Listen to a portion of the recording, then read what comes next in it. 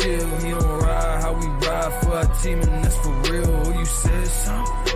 When they kick off, he gon' kneel. I don't wanna hear none if it ain't about the bills. We'll be running out the tunnel, better stay up on your heels.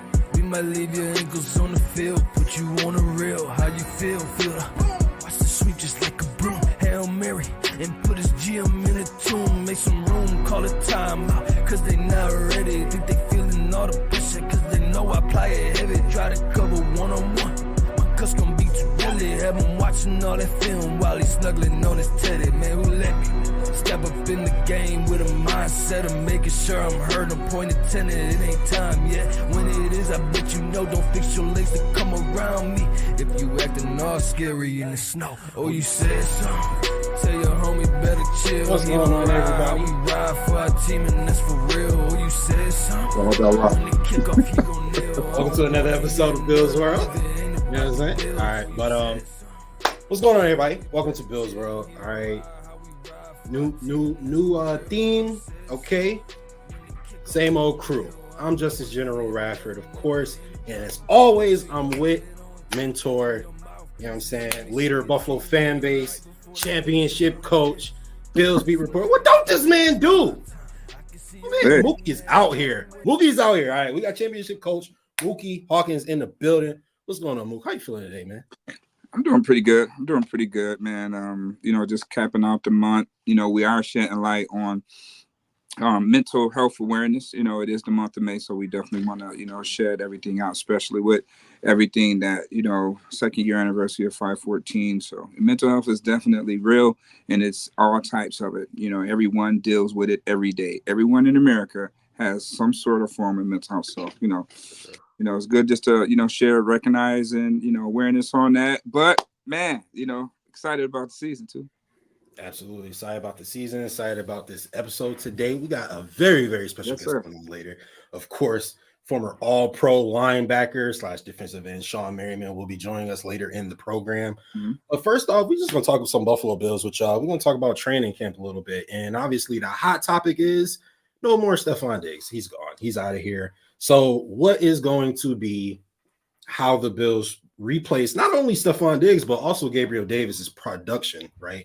Of course, you got all the weapons that we mention all the time, but Coach, what everybody's saying, or what I'm hearing, the consensus is if it's third and whatever, the Bills don't have that number one playmaker that'll get open and all this other stuff, right? So what is the remedy to fix that issue? Get you some trees. All right. Again, I know everybody, they're looking at that like, okay, we lost Diggs and then we lost Gabe Davis. Like nobody has ever really lost their 1 and 2, combination, ever in this type of fashion. And that let the stuff with Stefon Diggs, it was never nothing personal.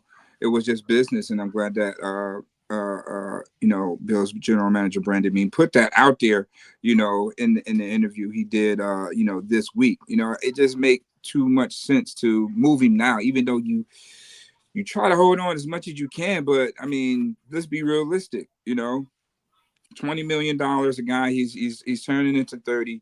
And, at this point, it was, you're getting a second round pick for him. So that's like you getting your money back, after having this guy around for 4 years. And just look at Josh's development, behind that. So again, I love the accountability on how Bean went on and said he got too cute and almost screwed it up with Josh because he didn't have no veteran guy to, really teach him too much. Josh really learned on the fly, but Bills recognized that and they put the right pieces around him. And Steph Diggs was that last person to see, was he of that caliber? And he definitely was of that caliber. So now that, Stefon Diggs was brought in to do just that, now, Josh, this is all you now. This is your team. Learn from, the guys that you learned from and pour it out to the rest of these guys and lead the charge. So, that's how that went out with Stefon Diggs. But to lose that type of production, 100 catches each year, not going to see that, in a while, unless you get it out of your tight end. But I was going to say Kincaid got a chance. He got an opportunity. Yeah, maybe not that gaudy of numbers, but I feel like he has the opportunity to have really good production in the offense this year. But it was efficient. I mean, as many times that Josh threw to him, that was just a catch. That was automatic. The percentage of him catching the ball, his catch rate, is high. So now he gets more. He gets more targets. Everybody gets a little bit more targets. But I'll tell you this: with the team that the Bills have right now, in the overall make, and we'll dive into it, in just a minute. The overall make of this team. What would you rather have? Would you rather have one wide receiver with 100 catches, or would you have 4 to 5 receivers with 25 to 70 catches? Yeah. And that's what's going to happen. And not to say, and that's just out of a good 4 guys. They have that. So it's going to be pretty tough to see how many receivers that the Bills actually keep. Right now it's looking like 7. That competition is going to be pretty steep, man. Right now I'll say Matt Collins, he's definitely unlocked the way he's bonded with Josh Allen. Curtis Samuel, obviously he's the young stud that the Bills brought in. So, he's going to be an integral part in the offense. Then, Shakur, he's the only guy that caught a pass from Josh Allen that's in the room. So, he has the trust of Josh. So I'll say those would be the top 4. So after that, it's like, man, Claypool, Marquez Valdes-Scantling, I'll throw him as the 5th guy because he's going to be more or less around and used for postseason, that experience. They need that veteranship type of guy, in those situations, what I mean? And hey, he played with the ops, so he knows a few things that we probably don't know, what I mean? So that's 5. So that's where things get tricky for Claypool, Hamler, Shorter. So that's where the beef begins. Yeah, I think with our team, I'm gonna say, we were really top heavy before, especially in the wide receiver room. Mm-hmm. I feel like I almost on paper prefer what it is now. We'll see how that looks production wise, but before we go any further, he actually showed up a little bit early, so. You know what I'm saying? Can't keep the man waiting, of course, right? We got former defensive rookie of the year, all right? Former 12th overall pick, okay. All right, University of Maryland, DC native, former Charger, former Bill, former All-Pro, Shawne Merriman in the building. What's going on, man? What's up, my man? How you doing? Very, very good. Nice to meet you. How you doing today? Good, brother. Just cranking away. Awesome. Lights out. What's up, my guy? Good, man. What's up with you? I'm hanging in there, man. I remember us, in the days of Chippewa and, down on Elwood, the guys, S. Dot, Marcel, all those guys, and that was through your leadership and your tutelage with those younger guys, man. So, it's always good to see you, my friend. Yeah, same here, man. Same. It's been a while though. Yeah, it's definitely been a while. We chop it up here and there on X, Twitter, whatever you want to nickname it. But it's good to have you on, man. So, man, let's just dive right into it, man. What are you doing these days? Too much. You know what? It's a fun time for me, man, because I'm like a natural worker. You know what I'm saying? Like I love to work. So we just launched my sports streaming service, Lights Out Sports TV, about a month ago now. And so it's a free ad supported streaming service. It's on every major TV platform, Roku and what are we on? Apple TV, Amazon Fire, iOS. Android, if you got an Android, I'm kicking you out the group chat, just by the way. And so, I got a bunch of sports on there. World Poker Tours on there, Glory Kickboxing, chess is on there, TNA Wrestling, where I just did a wrestling show with them a couple months ago. And so, my thing is, I've been around this thing a long time, and I worked at all the biggest networks, since I retired. And, I see an opportunity to build this all sports locker room type of vibe platform. Right, we got Speed Vision that's going up, next week, and we'll have Outdoor America, which is all your fishing, hunting, wildlife stuff, And then now the fight for Lights Out Extreme Fight now is live. I took, now they'll be live exclusively on the app. So we had our first fight two Saturdays ago on the app, and almost 20,000 people showed up. And I was like, man, that's pretty dope. So we'll have like 10 more channels up probably in the next 2 weeks, man. So you guys download that, that Lights Out Sports TV app wherever you got your major TV platforms and your phone carriers. Absolutely. How did you get the nickname Lights Out? Like, when did that happen? My sophomore year in high school, I knocked out 4 kids in one game. And so I had like 20 students come around to me after the game, saying, "Oh, you knocked those kids lights out." And I looked at them and was like, "Yeah, you know what? Just call me Lights Out." And it wasn't like it didn't really mean to happen like that. And that was like before everything was viral on social media. And I got to school that Monday, and I got my book bag on, and I got my books in my hand, and everybody was saying, "What's up, Lights?" And I was like, "What?" I didn't know it spread that fast. So I went home, and I asked my mom to let me get this Lights Out, light switch on my right forearm, this tattoo, and she told me to get the hell out the room. Every day for 2 weeks I was on her, and then she finally caved in, and that's how the Lights Out dance and flicking the switch on and off. That's how that kind of birth. Oh, okay. Could you imagine NIL with Lights Out in college, boy? Ooh-wee. I think about it all the time, man. I'm like, man, we'd have had some fun. I've made a lot of money with this Lights Out trademark and moniker, man. Tell you the truth, but that was a time. I'm happy that the guys are getting paid now. I like them getting paid now. Man, so I mean, like you said, you've been on, both sides. Like, what really led you from the production side rather than the analyst booth? For me, man, like I said, I had the opportunity to work at all the biggest networks. When I retired, I went straight to NFL Network. I was at for a couple of years, Fox Sports, a couple of years, ESPN, a couple of years, and back to Fox Sports. And so I got a nice MBA in networks and TV and production. And I said, you know what, I can do this thing. And so that was my mentality to do it. And we grew faster than probably anybody ever in this industry. And then so too, like, even had an opportunity to come on here and do stuff like this. I'm talking about it, right? And so people listen, and they'll download the app, see what I got going on. So all that stuff for me was like beneficial for like our growth and how fast we're growing. Absolutely, man. Man, kudos to you for having that vision, man, and getting it done and making tremendous strides. And man, hey, what other place, but one of the biggest base there is in the NFL to do it right here with Bills Mafia, man. So we appreciate that. And I know you be having jersey giveaways and all that good stuff you can share with all the Bills fans and things of that nature. So, I just wanted to send you a happy belated birthday. By the way. Appreciate that. I mean, 40. That big 40, man. That's crazy. It's funny because when I was playing, and we had some guys who was in their mid-30s, and I used to call them old.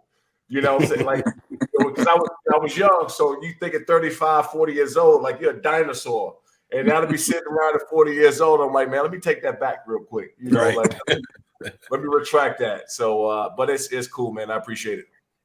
So, with your Lights On Foundation, how did that get started, and what's that about?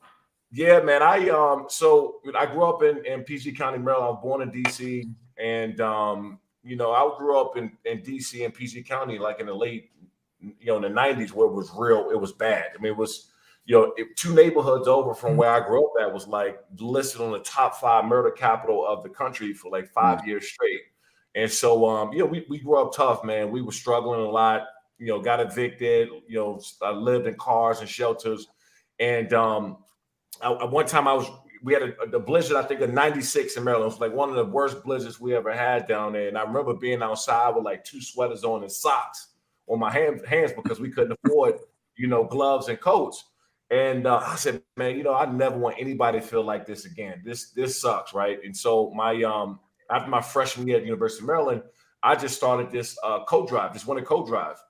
And so I was thinking, you know what, if we get 100 coats, man, that's cool. That's 100 people that's going to be warm. That was my mentality.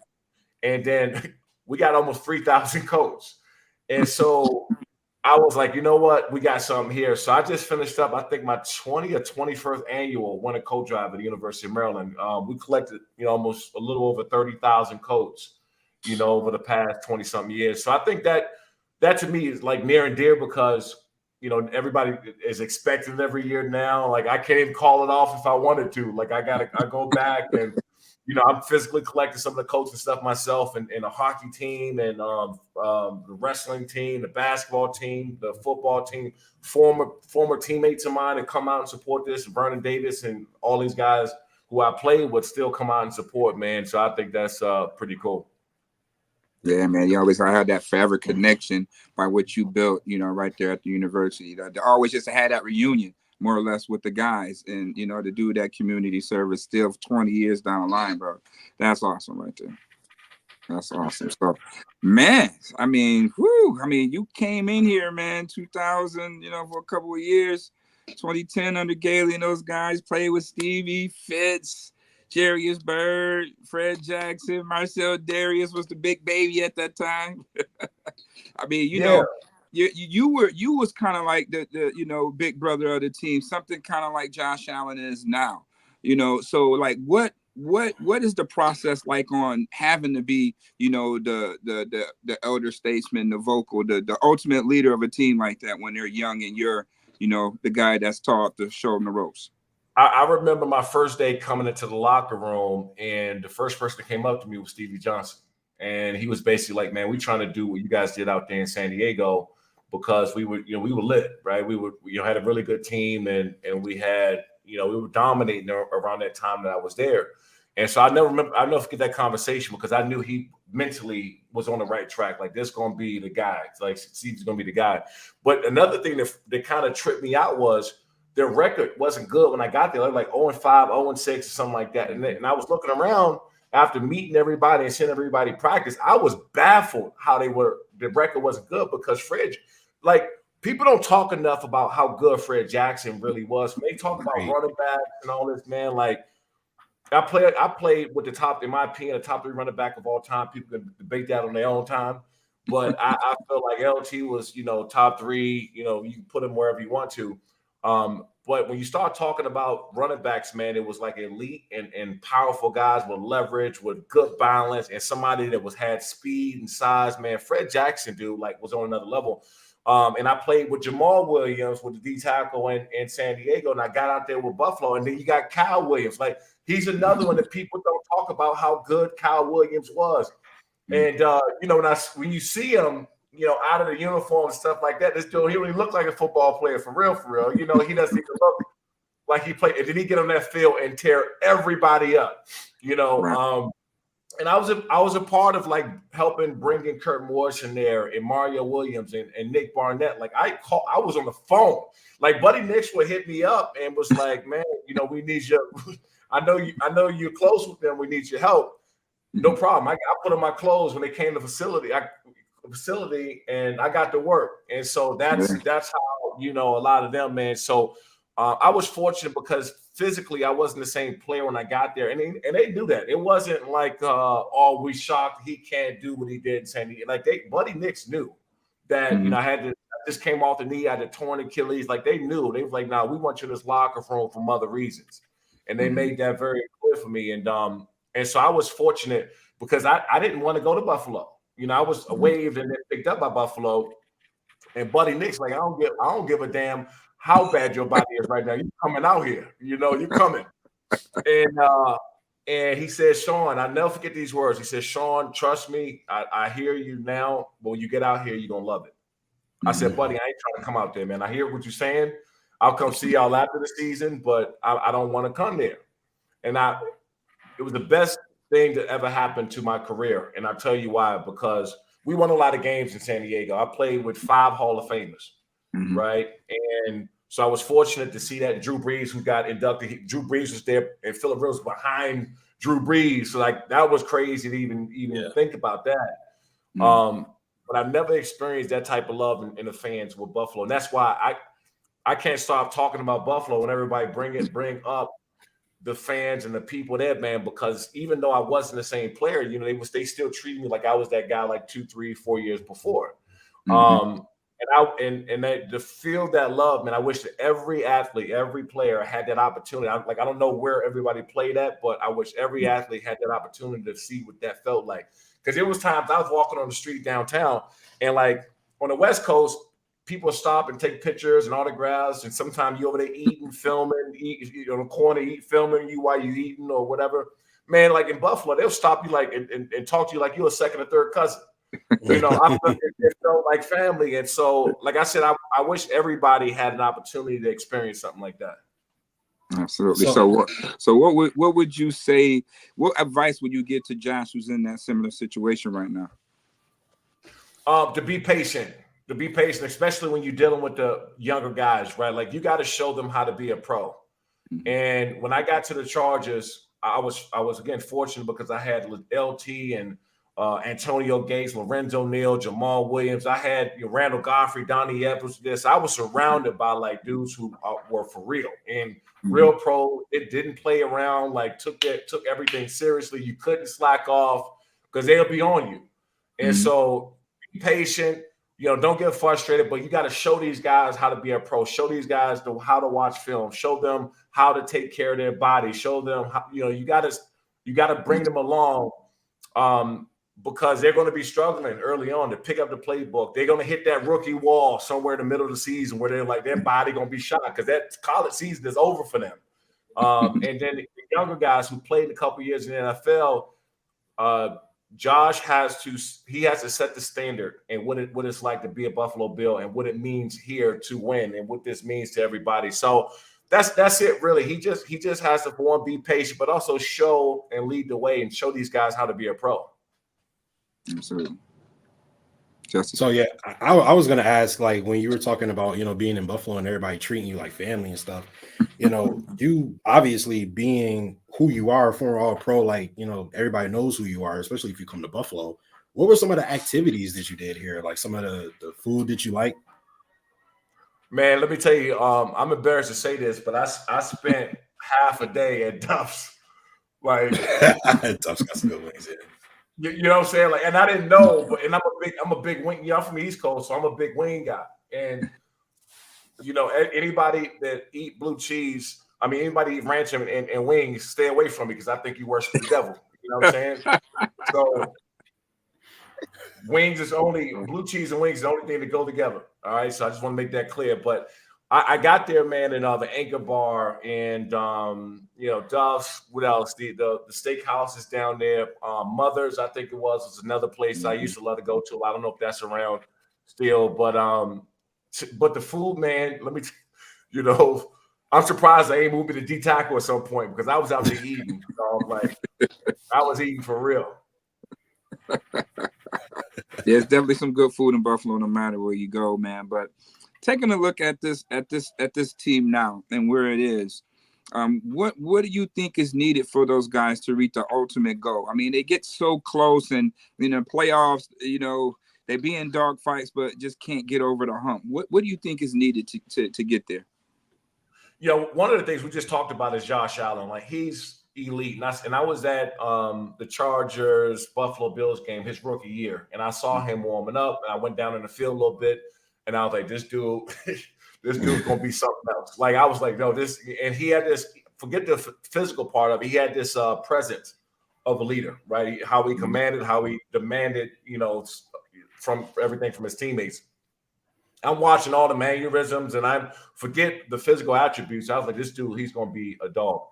The second part is that everything really starts and finishes with him. Like, he has to work on that turnover battle this year, especially when you are working with a different wide receiver group. You don't have that safety blanket and Stephon Diggs just yet, to dig you out of it. You got to find your next target, right? A guy who can get you out of some trouble instead of forcing things.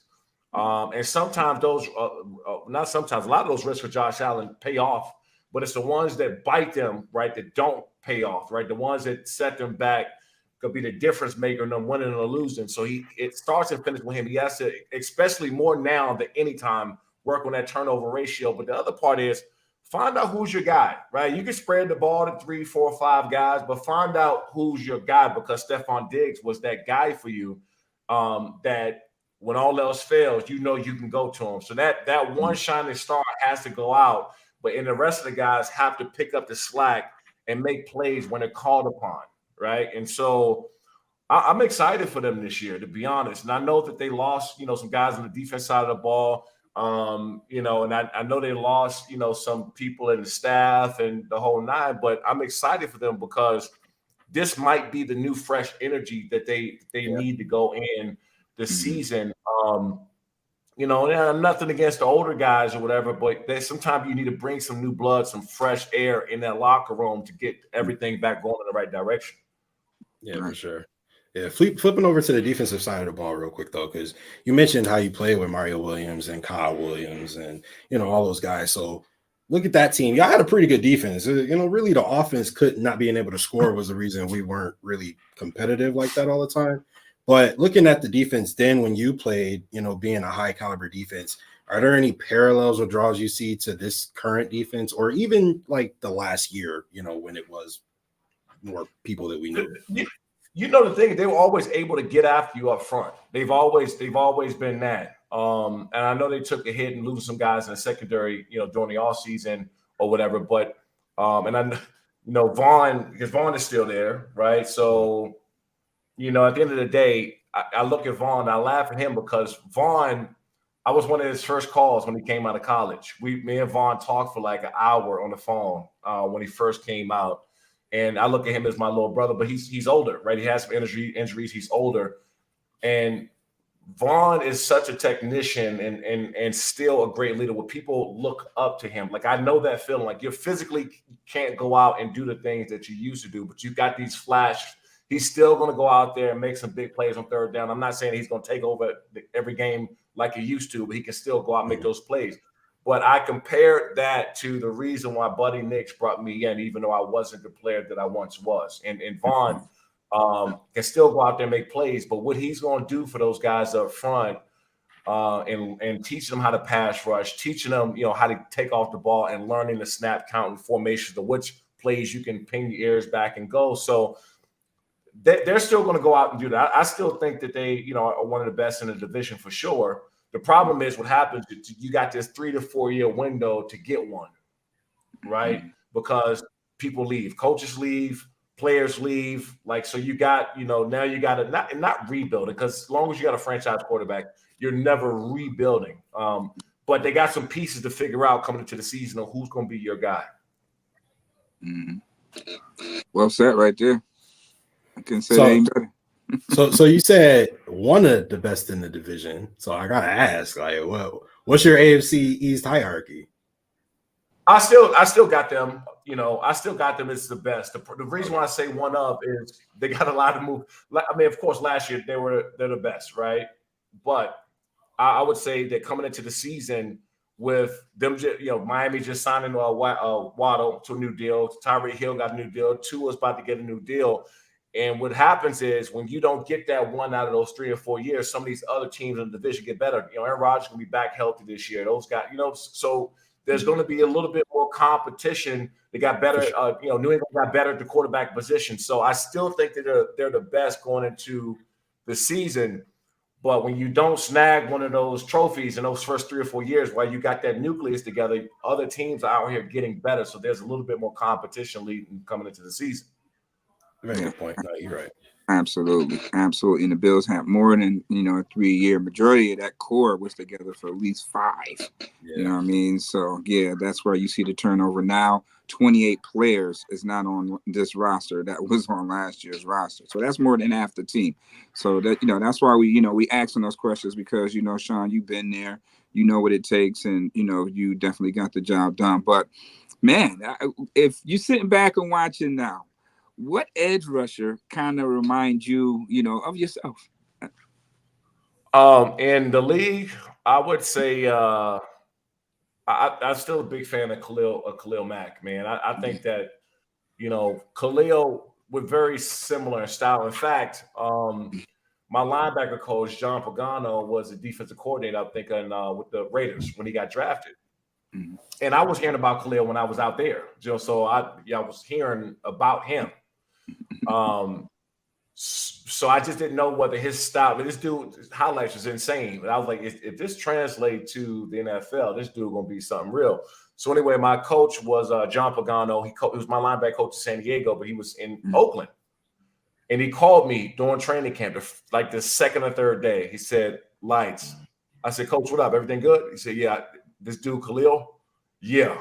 He said, he reminds me a lot. I said, "Man, come on. You know how many times I heard it where, people come out and he's going to be the next Shawne Merriman. He can do it." You hear all that.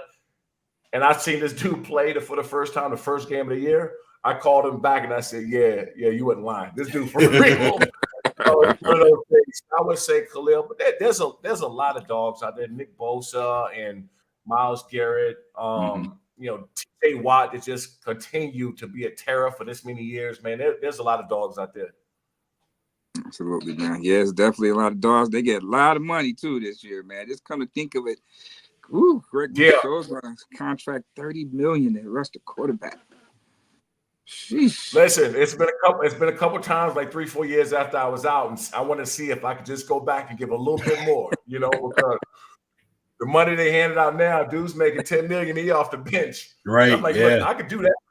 I could do that for sure. I might be able to do that now for 10. Yeah, I mean, hey, you come in late in the season, man. You ain't even got to do a training camp these days, man. Hey, now we're talking. That's a vet move. Now we're talking. Now, I don't know if you heard it or not, or what the NFL is trying to do with that, trying to push the season. Let you guys have, this time off, but have training camp a little bit more early. What are your thoughts on, having an early training camp, basically? Well, rather than this format. I know they were talking about moving some OTAs or cutting the OTAs and making it straight, like classroom style. And my thing is this: it is very hard to replicate what football is without playing football. Like, you can go in and get all the mental reps that you want to, which is great. You need that, a lot of film, a lot of mind exercise, and stay locked in that way. But I mean, come on, they're already gonna cut the preseason games.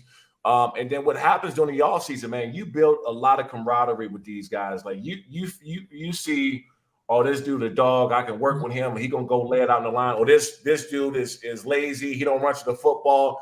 So the coaches get a chance to see who's out there, right? To change the possessions, get guys on and off the field. And it feels good to start playing football again, man, because a lot of these guys' season, especially talking about Buffalo, like their season didn't end how it wanted to end. So some of these guys just waiting to get back out there and start erasing the year before. And so the more and more you cut back on these guys getting out there in the football field and at least moving around, those guys, they're in t-shirts and man, it's nothing, right? Just running around. We're not talking about anything physical, but it's important to get the guys together. So I don't like the part of them cutting more of the offseason now and cutting some of the physical part of it out, because I think you still need that for camaraderie. But I'm all for them adding that extra game if the guys are compensated for it. You get what I'm saying? If they find a way to prorate that salary, they add an extra bye week, because you got to do that. The season's too long. But what I'm always afraid of is that I get for the NFL why they want to do it. It's a lot of money when it comes to that.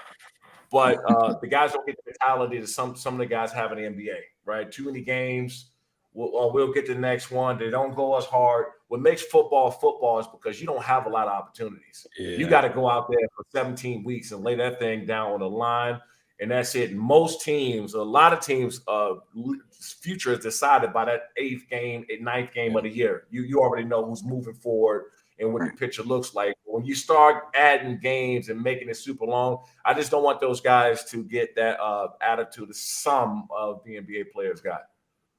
Right. Yeah, for sure. With us going through OTAs and training camp right now, like, can you just give us like a brief or however long you want to take, but like just give us how it is being a player going through OTAs and training camp? Yeah, well, it's fun for the younger guys, right? Because you get a chance to see them for the first time. After that year 3, 4, when you're the older guy, you're like, man, let me just go ahead and get through this real quick. Like the mentality is a little bit different. But also too, the younger guys and everybody around, the new coaches get a chance to see you for the first time, right? They might have heard about you, see what kind of player you are, but they start seeing your work. So that's when the respect is earned by the people who haven't seen you just yet. And then for the younger guys, you get an opportunity to go out there and prove yourself starting then, not doing training camp. You start then. You want that buzz and people talking, because after every practice, you go back in there and watch film. And so you want to be that guy flying across the screen, running, tagging off on the ball carrier. And you starting to set the tone to everybody that's watching you. Like, that's that dude. He's going to go out there and play. And so that's what these, in my opinion, the OTAs and the off-season workouts. I know guys go and got some of them got their own trainers and stuff like that. But the off-season, when you do stuff together, it's about building some camaraderie. Yeah. When you see those young guys or any veteran or whatever the case may be, when you see them pop on film in training camp, is that usually what translates to them being able to be dominant on the football field during a regular and postseason? Yeah, no, 100%, because you only got one speed, in my opinion. Like, especially when you coming in, you got the older guys that have been there 7, 8+ years that, they can get away with like not going to tag off on the ball carrier. Sometimes nobody gonna say anything because we already seen them for 7+, 8+ years, right? They're good. But the ones that need to send a message to who they are as a player is the younger guys, and that starts in those OTAs. It starts the first time they get a chance to see. Look, in those jerseys and help, and everybody look good, right? Because we don't know, show pass not there. You don't know if a guy's physical. Can he get off a block? Is he come up and thud? And is he, whatever. But it's good to see and start putting out there and sending a message on who you are as a player. No, absolutely, man. Hey, man, we appreciate you chiming in, giving us your time and good graces. I know you're super duper busy, man, but BillsWrld definitely appreciate you. But, care to tell all our listeners, again, on Lights Out TV, where they can subscribe, where they can go and get them a Bills autograph, Bills jersey, all that good stuff. Yeah, by the way, I'm still running. I just sent out 5 jerseys for Buffalo, 5 signed jerseys of Buffalo Bills jerseys. This probably should get into everybody today. I'm gonna run another one next week. But yeah, download Lights Out Sports TV on your phone, any major TV platform you got. We got a big fight coming up June 15th. It'll be live, free. Right, I want to make sure everybody knows it's free. You don't have to subscribe. You don't have to sign up and do anything. Just click on, download the app. Watch the content we got there. We got some great stuff: poker, outdoor sports, a lot of combat sports as well, chess, which I didn't even know that I would even get into chess. Like, I'm sitting there watching all the commentary, the strategy. I'm like, I saw that. Yeah, I'm like, man, I've been missing out on this for like all these years. Like, it's actually real. It's really cool. But yeah, big fight next 2 Saturdays from now, June 15th. We'll be live at 7 p.m. Pacific. So you guys tune in on Lights Out Sports TV. Absolutely, my guy. So, hey, we appreciate you coming on in. And, with that being said, on behalf of my guy, Justice the General, my guy, Lights Out, we're going to do another Lights Out in honor of you, another Lights Out for my guy. Appreciate you, my guy. We'll talk soon. All right, fellas. Appreciate it. All right, fellas. All right, BillsWrld.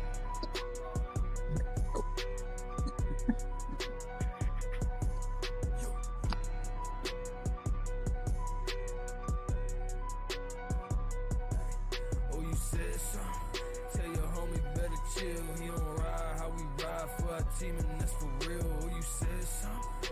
When they kick off, he gon' kneel. I don't wanna hear none if it ain't about the Bills. We'll be running out the tunnel, better stay up on your heels. We might leave your ankles on the field, put you on the rail. How you feel? Feel the watch the sweep just like a broom. Hail Mary and put his GM in a tomb. Make some room, call it timeout, cause they not ready. Think they feeling all the pressure, cause they know I apply it heavy. Try to cover one-on-one. Cause gon' be too early. Have him watching all that film while he's snuggling on his teddy. Man, who let me step up in the game with a mindset of making sure I'm heard. I'm pointed tenant, it ain't time yet. When it is, I bet you know. Don't fix your legs to come around me if you acting all scary in the snow. Oh, you said